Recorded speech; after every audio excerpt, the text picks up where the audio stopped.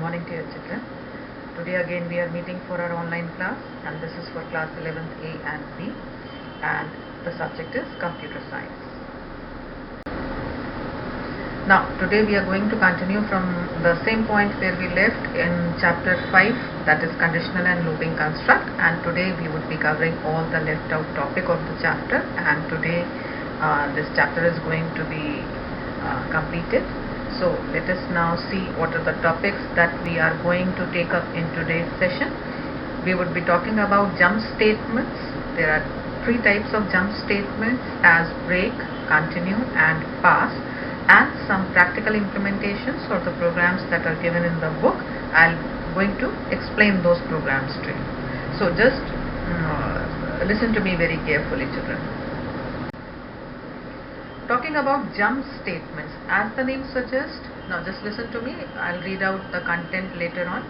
Jump statements, that means if we are trying to transfer the program control to any desired place other than the normal way of execution, that is from top to bottom and in a sequential manner. If I want to disrupt that flow of control, which is a natural flow of control of any program, and I am forcing my program control to move on to any specific location or any specific line number, then I can say I have to make use of jump statements. Jump statements, looping allows a user to program and repeat tasks efficiently.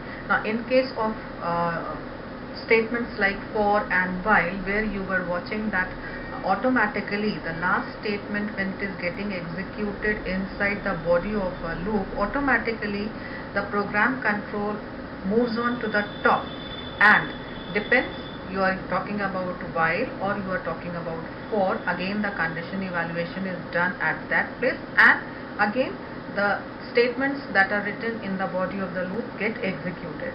That means you are not forcing it by any single statement. Automatically once the body of the loop, that means all the statements that you have mentioned inside a loop are executed, automatically control moves on to the top and checks for the condition. Now when you talk about jump statements, looping allows a user to program and repeat tasks efficiently. In certain situations, when some particular condition occurs, user may want to exit a loop. That means I want to have you can say a code written in such a way that after checking any condition or maybe at any point of time, user wishes to exit the loop. So in that case we would be requiring some sort of a statement which will take us out of the loop. Again I am repeating, looping allows a user to program and repeat tasks efficiently. In certain situations, when some particular condition occurs, a user may want to exit a loop. Exiting means to come out of a loop forever, or to skip some statements of the loop before continuing further in the loop. Now, it depends on the question, or it depends on the requirement, that how do you want to design this code. You want to come completely out of a loop, or you want to branch to any specific point in the code. These requirements can be taken care of by the use of break and continue control statements respectively. Now if you are carrying your book, just underline this break and continue.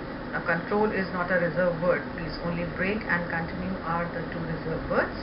So but both of them are basically controlling the activity, so we call it as a control statements. So these requirements can be taken care of by use of break and continue control statements respectively. Python provides these jump statements as a tool to give more flexibility to the programmer to control the logic of loops. That means using these two statements you can come out of a loop at any point of time, or maybe you want to repeat from any specific point. In that case we can make use of continue.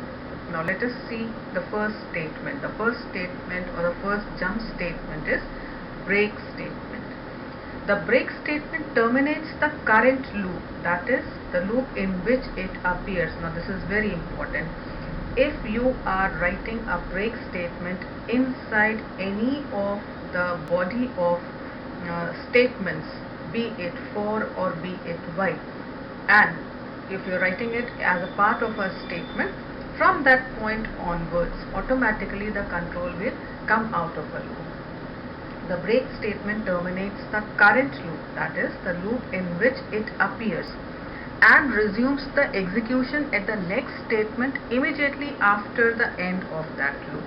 That means if you have written a break statement inside any of the body of the loop, that means body of the loop, again and again I am repeating, I mean that whatever statements you want to execute repeatedly, that is actually forming the body of the loop.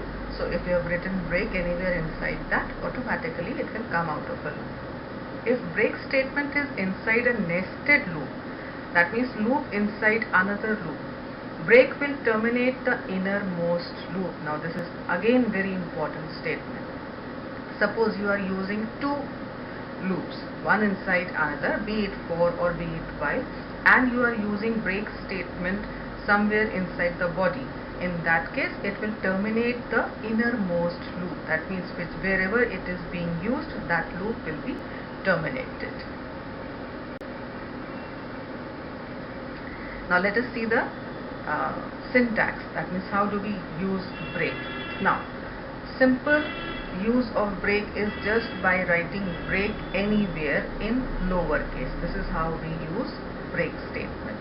And code segment is showing you the use of break in for loop. So if I am using for loop for var in sequence, that means we are referring to any variable and we are referring to any sequence or the condition. Inside this for, we are making use of if condition. That means we are checking some condition, and if this condition becomes true, then we are making use of break. That means inside for loop we are checking some condition. If this condition becomes true, in that case we want to come out of a loop. So the moment break statement is encountered inside if, automatically program control moves on to the statement that is written outside the loop. Now if you look at the pointer, it points to the codes outside for loop. That means it will come out of a loop. Just below it, they are showing the use of break statement in while. Exactly in the same way, if you are using while and within while you are checking some condition, if this condition is true, you are writing break. That means the moment this condition becomes true, automatically program control will come out of while loop. If you look at figure 5.12, it is the same thing. Enter a loop, test expression of a loop. Now here we are referring to a general concept of condition checking, be it for or while. In case if this expression is true, we are giving a break statement and automatically it will exit the loop. If no, that means if condition is false, the remaining body of the loop will get executed, again the condition will be checked, and so on. So this is how break statement works. Now let us see one example which is showing you the use of break statement. Illustrating the working of break statement, the code says the first point is the comment line, use of break statement inside loop. We are running a for loop for val in string, and string is written in double quotes. Now this is a new concept which is explained over here, and the chapter string is taken off later on, but I'll explain it to you. If I'm writing something like this, for val in string, what will happen? It will use this val as one simple variable, and whatever text you are writing in quotes, in double quotes, it will be taken as a string. String means, now in this case the string word is used as a string only. You can make use of any specific word, like you can write Montfort or Lucknow or Delhi, any other word. So for val in string, now if you run this sort of a loop, what will happen? It will pick up one character each from the string and store it in val. So for the first time when the loop will run, it will have the value s in val. For the second time, it will have the value t in val, next r in val, next I in val, then n in val and g in val. So this is the way it would be used. So now let us see how the break statement is working out here. For val in string. Okay, so this is my for loop. I want to run this for loop. Every time it will pick up one alphabet from the string and the loop is going to continue till it has accessed all alphabets individually. Within this for loop, what we are doing is we are making use of if statement. If val double equal to. Now double equal to is used to check the equality. Check the equality whether the value stored in variable val is equal to, within double quotes we have mentioned I, is equal to I or not. So what will happen? For the first time when the loop is going to run, val is going to store s. If val is equal to I, no. In this case condition is false. That means statement break will not be executed and the control will come to statement print val. That means whatever is the value stored in variable val, that will be printed. So it should print s.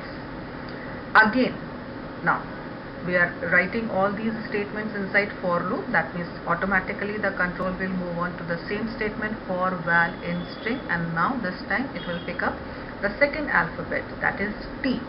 After picking up second alphabet, again we are checking whether the value stored in val is I or not. Now in this case also it is not I, so it will print the value T.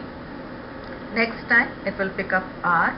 Again condition becomes false, it will print R.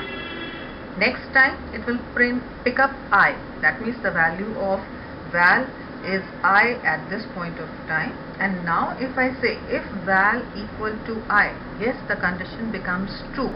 And the moment condition becomes true, the statement written inside this, that is break, will be executed and automatically program will come out of a loop, and coming out of a loop means it will move on to this point or the statement print over, and it will print over.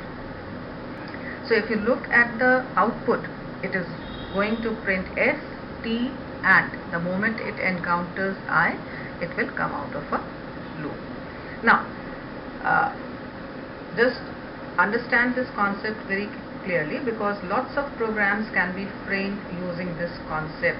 I can ask you to write a program to enter any string or input any string and count for a total number of alphabet A inside it, or maybe I might ask you write a program to read any string and tell me the total number of characters except this particular character, maybe I, J, K, whatever. So this way you can make use of this break or continue statement. We are going to take up continue in a while.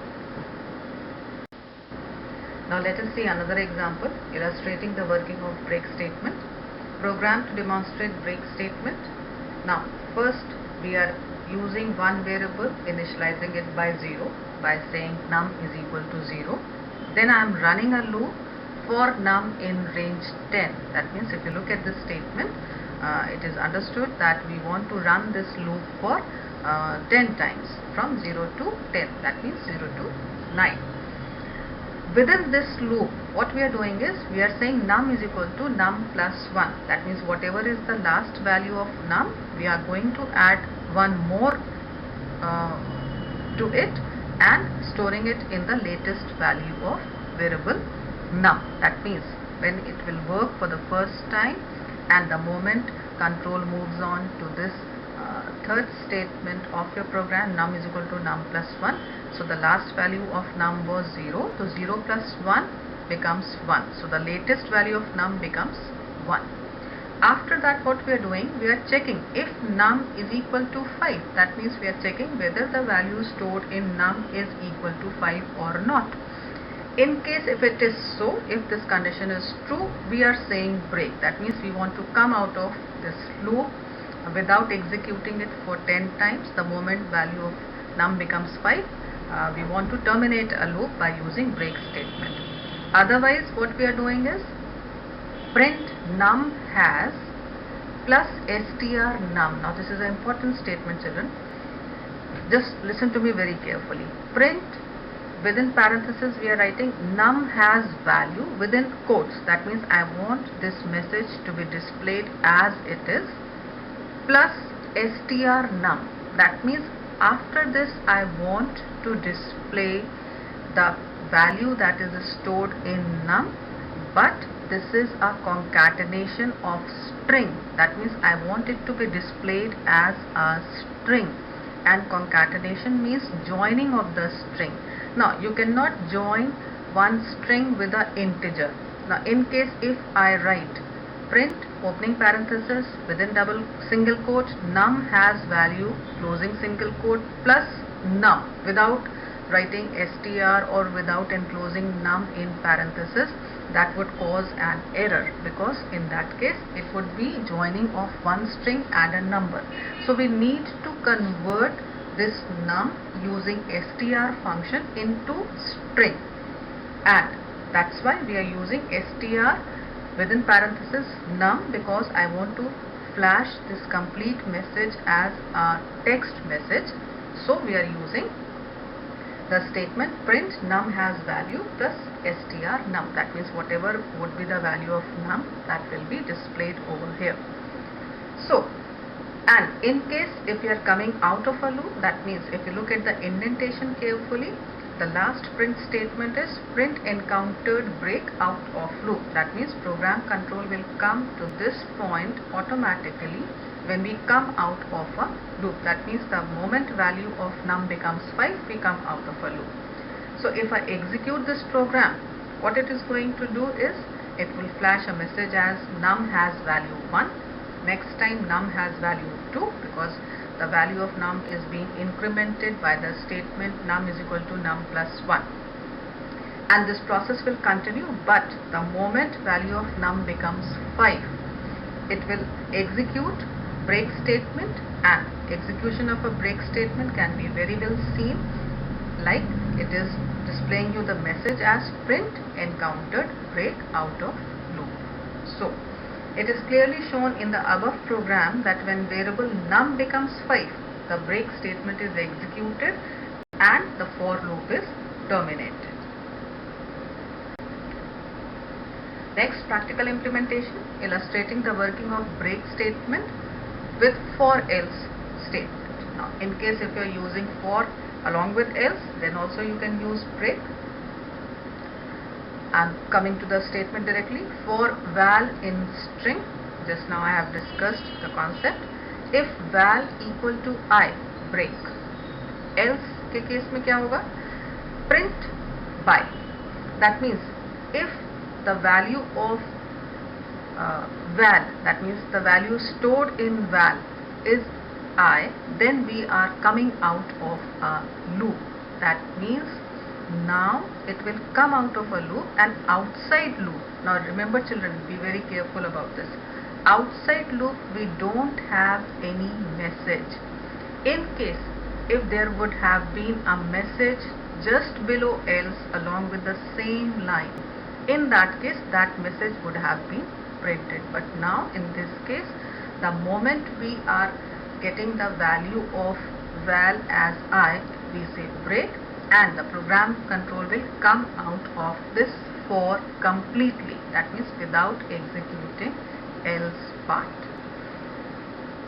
Now in this case, if you look at the output, it will print S, it will print T, it will print R, but later on it will not print anything, because the moment it encounters I, we are coming out of our loop. So this is the way we can make use of break statement. Next implementation, find the sum of all positive numbers entered by the users. As soon as the user enters a negative number, it stops taking in any more number from them and displays the sum. Now this is a pretty interesting question. That means you have to ask a user to enter a number, and just keep on adding all positive number, and moment user enters any negative number, it should come out of a loop and display the value. program is very simple and easy. Entry is equal to 0, sum is equal to 0. That means we are taking two variables and initializing it by 0.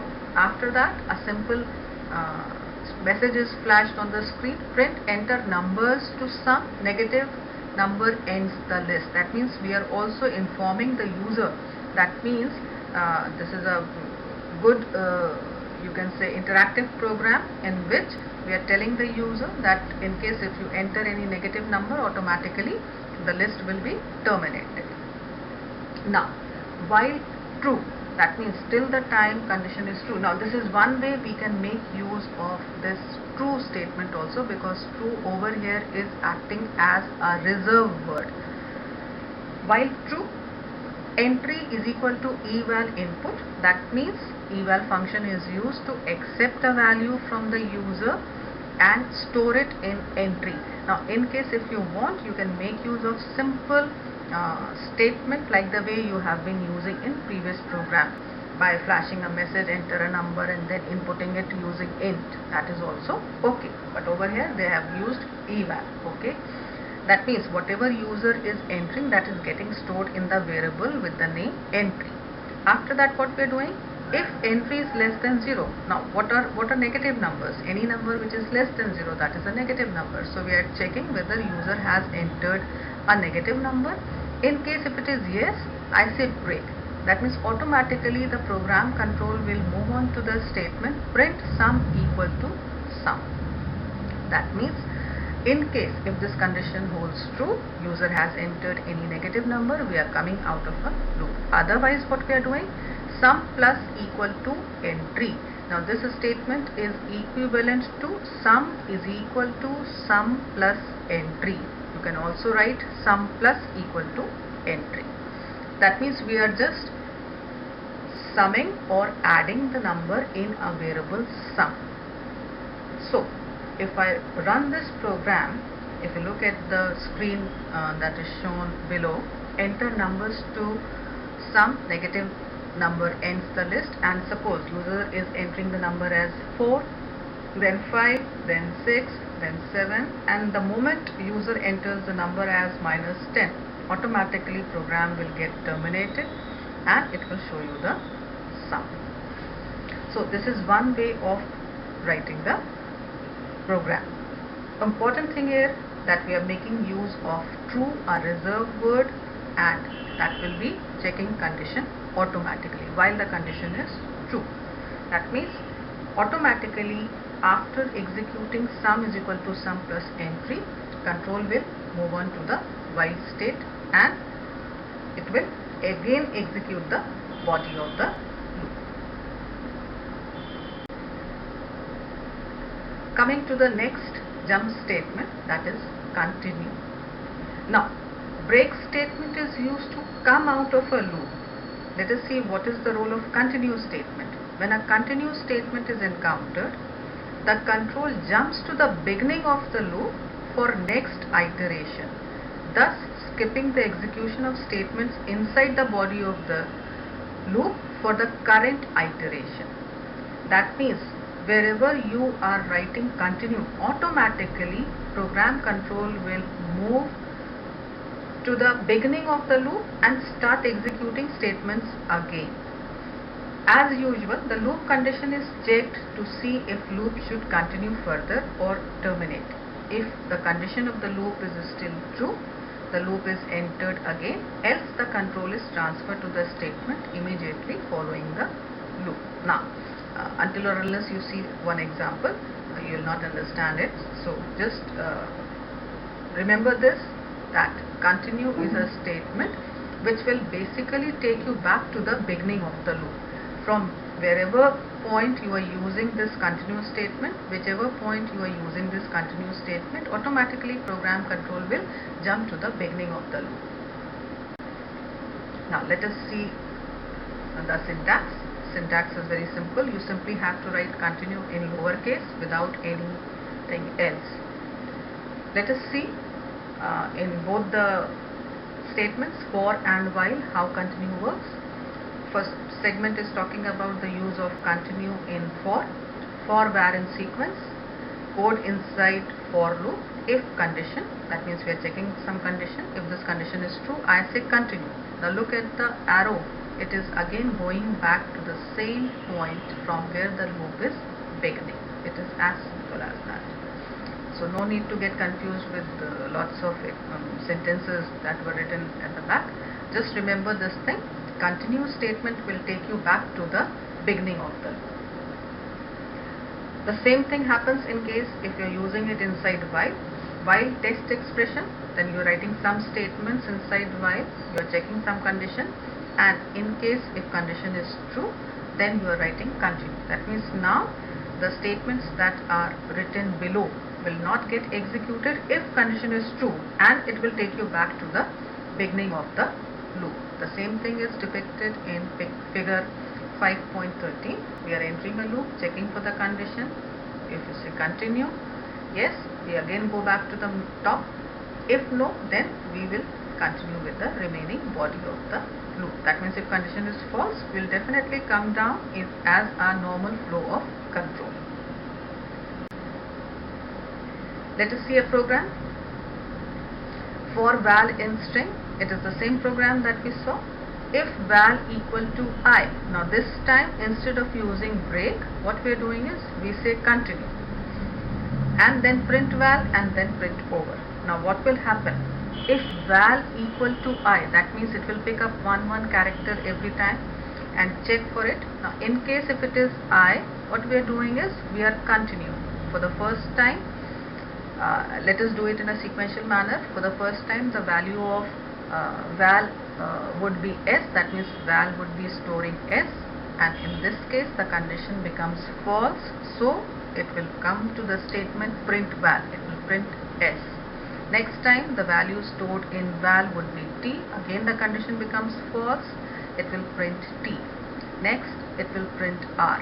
Next I say if val equal to I, now this time the condition becomes true, I say continue, that means after I, we are again going back to the same place. Continue, that means it will take you back, and now this time N it will print, next time G it will print. So you can see that it is just not printing I, but it will print all the remaining characters, because when we were checking whether it is I, we were not printing the statement, we were continuing it back. So important thing is that printing of I is skipped, because the moment this condition becomes true, I don't access the print val statement, but I say continue, and the moment I say continue, the control goes back to the for statement, and now this time it will pick up the next element, that is N, and it will print N. So this is the way we make use of continue. So after coming out of a loop, once it has accessed all elements till G, when we are coming out of a loop, it will print over. Next is pass. The third type of jump statement is pass. It is used when a statement is required syntactically, but you do not want any command or code to execute. Now there might be many situations in which case you want that control should be passed on. That means you don't want to write any command and you just want to surpass that statement. Let us see. The pass statement is a null operation. Nothing happens when it executes. The pass is also useful in places where your code will eventually go but has not been written yet. However, nothing happens when pass is executed. It results in no operation. Syntax is pass. Now if you look at the syntax of all the three statements, it is just one single word. Now you must be wondering that if it is not doing anything, why to make use of it?